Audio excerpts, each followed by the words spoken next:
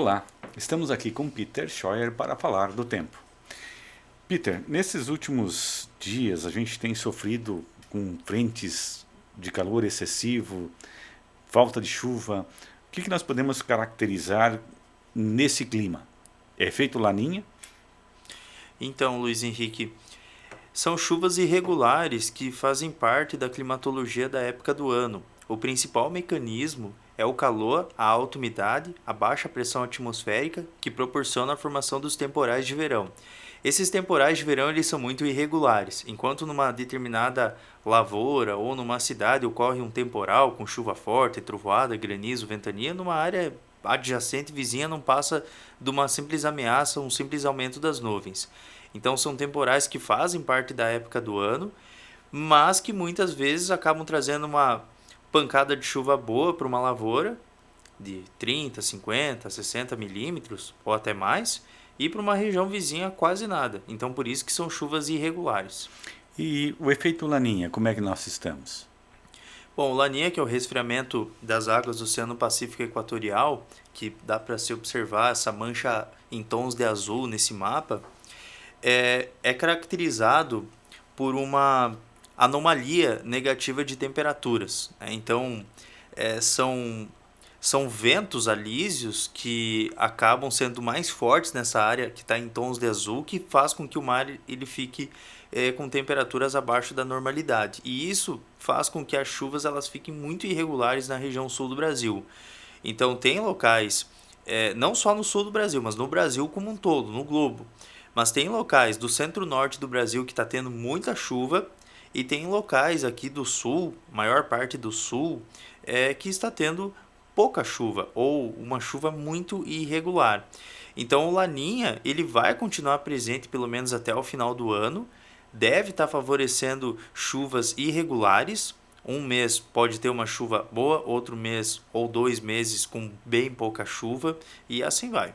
Então nós vamos com esse sistema até o final do ano. Até o final do ano, as chuvas elas vão ser irregulares. Vai ter meses que a chuva ela vai ser um pouco mais representativa e vai ter meses que a chuva ela vai ser menos significativa.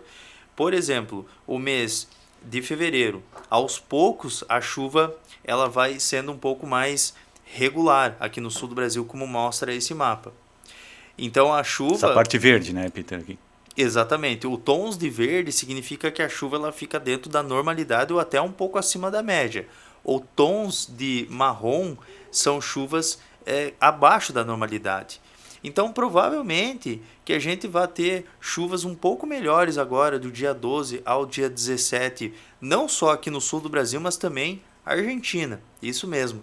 A província do Chaco, de Santa Fé, a província de Entre Rios, que são locais mais próximos do Uruguai, a chuva ela vai ficar um pouco acima da normalidade agora do dia 12 a 17 e essa chuva também se espalha para o sul do Brasil por conta de uma frente fria. Tanto é que o mapa mostra em tons de verde essa chuva mais significativa. O mês de março, os primeiros 10 dias, a chuva é também boa, como mostra aqui o mapa, só que nesse mapa aqui é uma média, então esse tons de marrom é a média do mês, ele fica um pouco abaixo da média. Então os primeiros 10 dias é bom a chuva, mas depois volta a secar de novo. Então nós teríamos um efeito de uma chuva no mês abaixo da média, no mês de março e fevereiro acima da média. Isso, exatamente. Esses são os gráficos que a gente mostrou aqui. Você acredita que com o passar um pouco do tempo a gente vai ter uma diminuição dessas temperaturas extremas que em alguns locais estamos vivendo?